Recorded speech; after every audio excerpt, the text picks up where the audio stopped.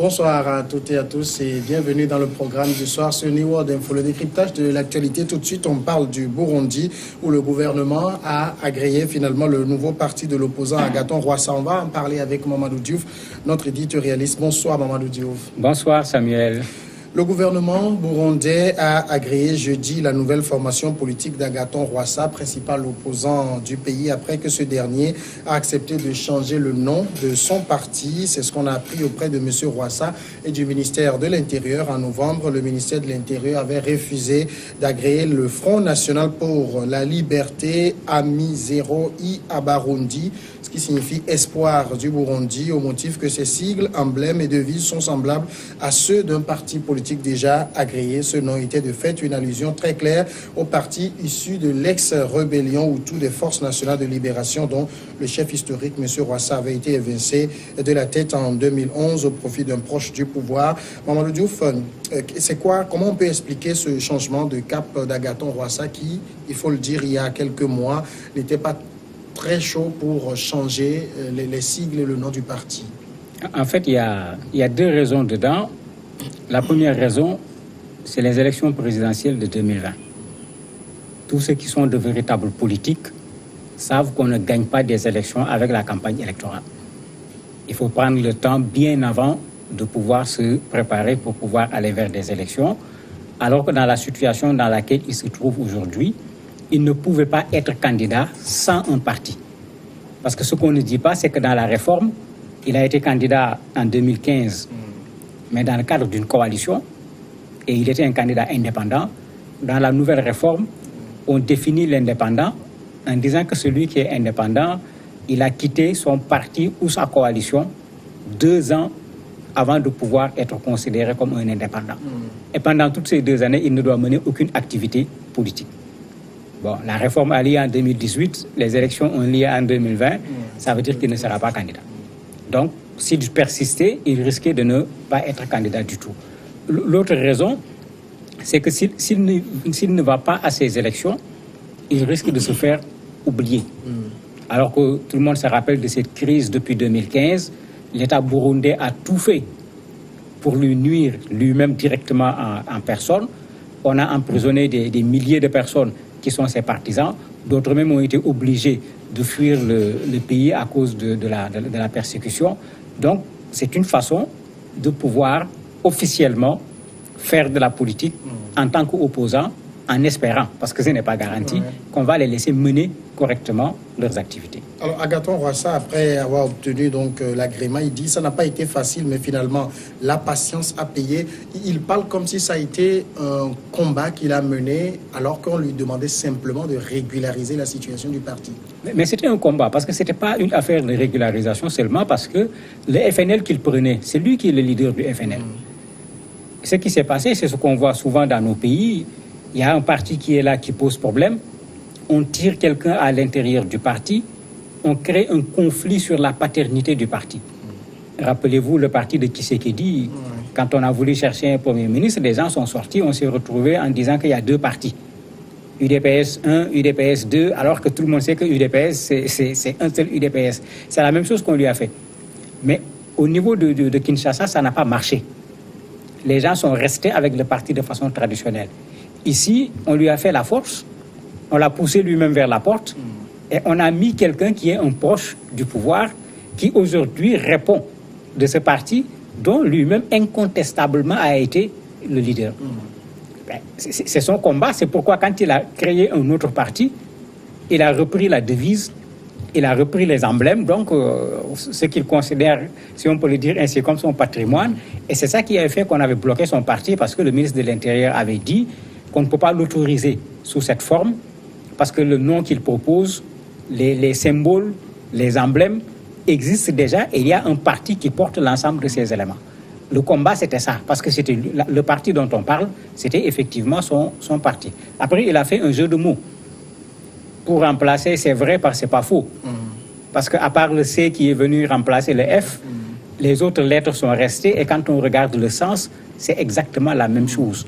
Parce que quand on parle de Congrès national pour la liberté, qui remplace Front national pour la liberté, bon, la différence presque n'existe pas. On a juste joué sur le français. Mais il faut accepter que le ministère de l'Intérieur a quand même raison.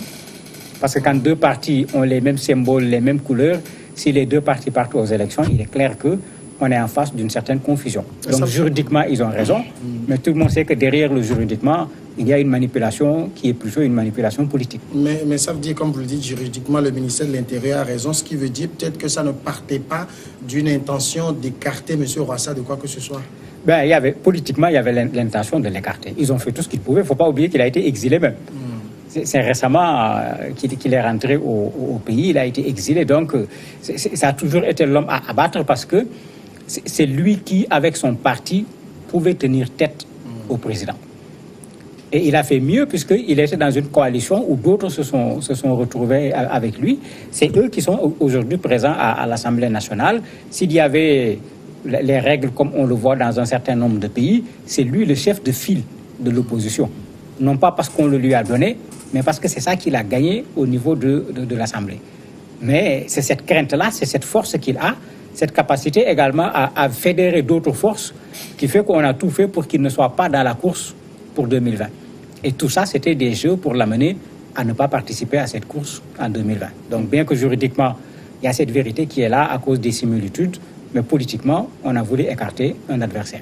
Alors aujourd'hui, ça veut dire clairement que Agathon Rwasa a le boulevard ouvert pour être candidat en 2020, c'est ça? Ah non, pas ouvert. Parce que théoriquement, il a le boulevard qui est ouvert, mais lui-même, après avoir parlé de patience, il a dit qu'il espère qu'on va les laisser mener leurs activités politiques tranquillement. Parce qu'il a un millier de ses partisans qui sont en prison, puisqu'ils sont allés à l'Assemblée sur la base d'une coalition. Cette même coalition qui a des députés qui les représentent à l'Assemblée, quand ils organisent une réunion, on vient les prendre en leur disant que vous n'êtes pas un parti, vous n'avez pas le droit d'organiser une réunion. Alors que ce n'était pas quelque chose qui tenait sur le plan juridique. Maintenant, est-ce que parce qu'il a créé un parti, on va accepter de les laisser tenir ces réunions, faire le travail qu'ils doivent faire? On est à 2 ans des élections présidentielles. C'est maintenant qu'il faut descendre sur le terrain, aller faire refonctionner les bases, voir la machine si elle marche, mettre de l'huile là où il y a des problèmes. Est-ce qu'on les laissera faire ce travail? On ne sait pas encore parce qu'on vient juste de l'autoriser à le faire. Mais lui-même, il le voit, puisque dans sa réaction, ça fait partie de ce qu'il dit. Il espère qu'on les laissera faire la politique tranquillement. Est-ce qu'il y a des craintes qu'on ne les laisse pas faire cette politique tranquillement, dans la mesure où aujourd'hui, si le pouvoir a accepté reconnaître ce parti, c'est un grand pas? Oui, mais il y a des craintes, parce que quand je regarde ce qui s'est passé au niveau de la RDC, certainement le président du Burundi est en train de regarder ce qui s'est passé là-bas. Il a dit qu'il ne sera pas candidat. Ce qui veut dire qu'il va envoyer un dauphin.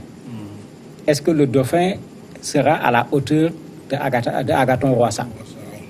Si le dauphin n'est pas à la hauteur d'Agathon Rwasa, il n'y a que 2 possibilités. Que lui-même, il change d'avis, comme on est habitué à le voir, pour redevenir candidat lui-même, ou bien pour que son candidat, son dauphin passe, qu'on fasse en sorte que celui qui peut l'empêcher de passer ne soit pas candidat. Et malheureusement, ce ne serait pas une surprise, parce qu'on a vu en Afrique, dans beaucoup de pays, où quand les élections se sont approchées, on a trouvé des systèmes, des subterfuges pour empêcher à ceux qui pouvaient poser problème d'être candidats. Rien ne dit que le Burundi ne prendra pas un tel chemin. Est-ce que dans le Burundi d'aujourd'hui, il faut dire que l'animation de la vie politique doit, selon la nouvelle constitution, tourner exclusivement autour des partis politiques? C'est presque cela. Parce qu'ils ont tellement corsé ce qui pouvait permettre à quelqu'un qu'on dirait un indépendant de pouvoir se présenter, qu'il ne reste plus rien. Parce qu'Agathon avait déjà une coalition où il s'était présenté comme un indépendant, et c'est avec cette coalition qu'il voulait retourner au présidentiel, puisque c'est avec cette coalition qu'ils avaient eu une représentation intéressante au niveau des élections législatives. Mais on les a empêchés carrément de le faire avec toutes ces restrictions. Quand on empêche à cette coalition de faire des réunions, quand vous ne pouvez pas vous réunir, comment vous allez préparer les élections présidentielles? Donc ça fait que c'est ça qu'il a compris, et il s'est dit il faut créer un parti politique pour pouvoir échapper à toutes les entraves qu'on a posées devant la coalition qu'il avait, et pour pouvoir faire de la politique comme tout le monde en le faisant librement et légalement, puisque la loi s'en était mêlée pour introduire cet aspect légal-là. Donc c'est un très bon choix qu'il a fait en créant un parti, bien que ça ne garantit pas qu'on les laisse faire leurs activités, parce qu'il ne faut pas qu'on oublie que la crise burundaise n'est pas complètement réglée. le médiateur a fini par jeter l'éponge. On n'a pas fini avec des accords ni quoi que ce soit. Donc on est là avec une crise qui s'est terminée en queue de poisson. Il y a eu 1200 morts, 400 000 déplacés. Le problème de fond n'a pas encore été réglé. Alors, FNL en CNL, c'est vrai qu'il n'y a pas une grande différence à part la lettre C, le F qui devient C. Mais est-ce que Agathon Rwasa ne va pas continuer par jouer la fibre qu'il a toujours jouée au sein du FNL de ce front? Est-ce que ce n'est pas finalement le même Agathon Rwasa? Mais c'est le même. C'est le même et ça va être certainement les mêmes types de structures, les mêmes types d'activités parce que c'est les mêmes membres. Le parti, on l'a contraint à créer ce parti. Parce qu'il a toujours continué à réclamer son ancien parti. C'est la raison pour laquelle, pour aller aux élections législatives, il n'avait pas créé un parti.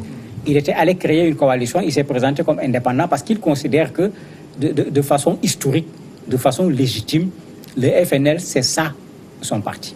Et tout le monde peut le reconnaître puisque c'est ça la vérité historique également. Donc le parti, il a été contraint à le créer. Mais comme il a été contraint à le créer, ça sera un FNL bis.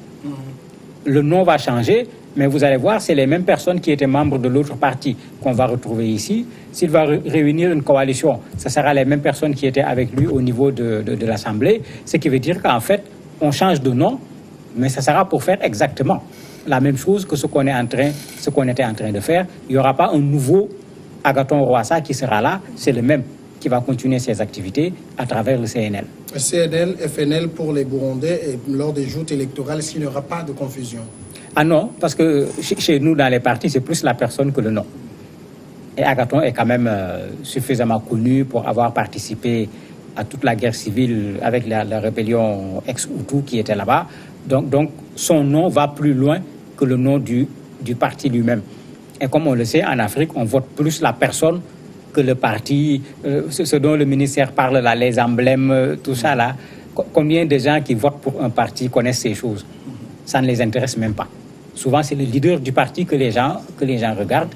Si Agathon reste le leader au niveau du CNL, il n'y aura pas de risque sur ce plan-là en termes de confusion entre le FNL et le CNL. Mamadou Diouf, merci d'avoir répondu à nos questions. C'est moi qui vous remercie. On va observer la pause et après, on passe à l'invité de ce soir.